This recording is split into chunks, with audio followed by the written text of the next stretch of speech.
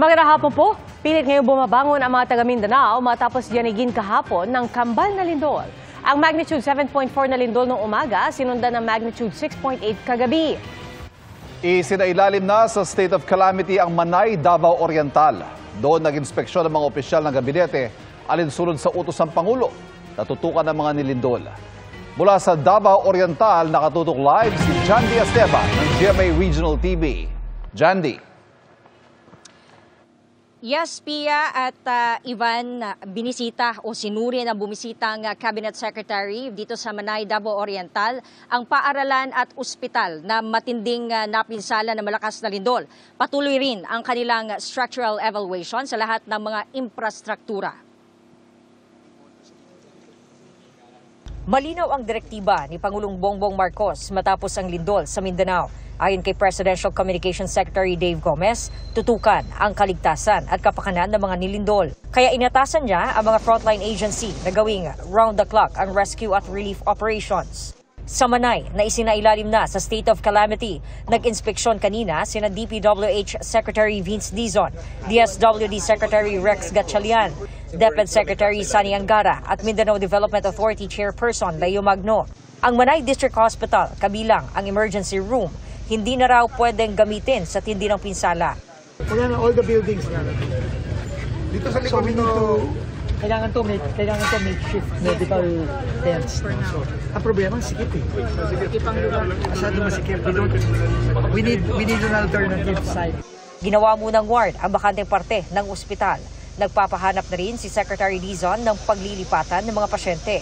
Nagbigay ang DSWD ng mga tent na gagamitin sa ospital. Patuloy ang clearing operations sa mga kalsada.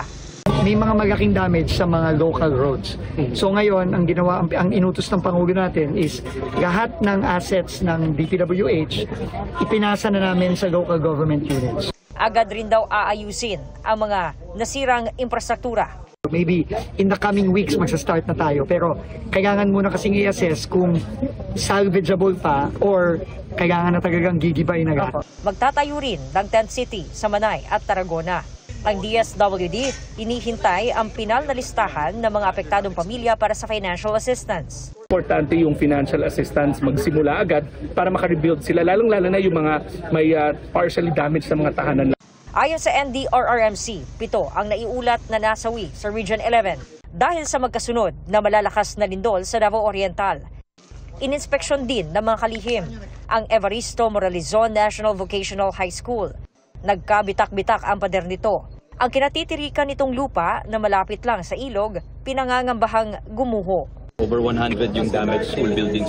Dito lang sa Manay, 38 yung totally damaged. Ang nangyayari dyan, may QRF kami, Quick Response Fund. Pinapasa namin yung dun sa DPWH for the repairs. May kuryente na ngayon sa Manay, pero problema pa rin ang supply ng tubig. Sa Barangay Central Poblacion, nasira ang tubo ng tubig dahil gumalaw ang Mahan o Bridge. Mahina talaga ma'am, supply ng tubig ma'am. Tinaputol yung mga tubo. Kaya ang ginawa ninyo? Higit na lang, ganito pumaraan. Maglalaan ng gobyerno ng mobile water truck at water purifying system.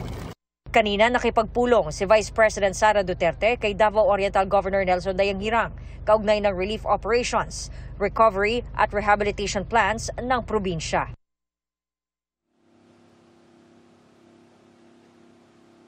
Ivan, hanggang sa mga oras na ito ay patuloy pa rin yung clearing operation sa mga kalsadang hindi pa madaanan, lalong-lalo na sa mga local roads. Ivan. Jandy, masasabi ba natin nananaig pa rin ang takot sa mga taga Davao Oriental at meron ka ba nakikita na mga nananatili muna sa kalsada o basta ayaw muna nilang umuwi sa kanilang mga tahanan dahil sa takot sa panibagong mga pagyanig? Ivan, kanina sa pag-ikot-ikot natin, mangilan-ngilan lang yung mga residente na dun muna sa tabi ng kalsada na natili. Pero yung iba, karamihan sa kanila, bumalik na sa kanilang mga bahay. At yung iba naman, Ivan, ay nanatili pa sa evacuation center. Pero hindi pa rin maalis yung takot at kaba nila kasi every now and then may mga pagyanig, may mga malalakas sa pagyanig at meron ding hindi gaano malakas na pagyanig. Nanatili pa rin yung takot sa kanila, Ivan. And pero patuloy pa rin yung pakikinig nila sa mga abiso sa LGU na maging alerto kung sakali may aftershocks na naman na mararamdaman. Ivan. Ingat kayo dyan at maraming salamat, John D. Esteban ng GMA Regional TV.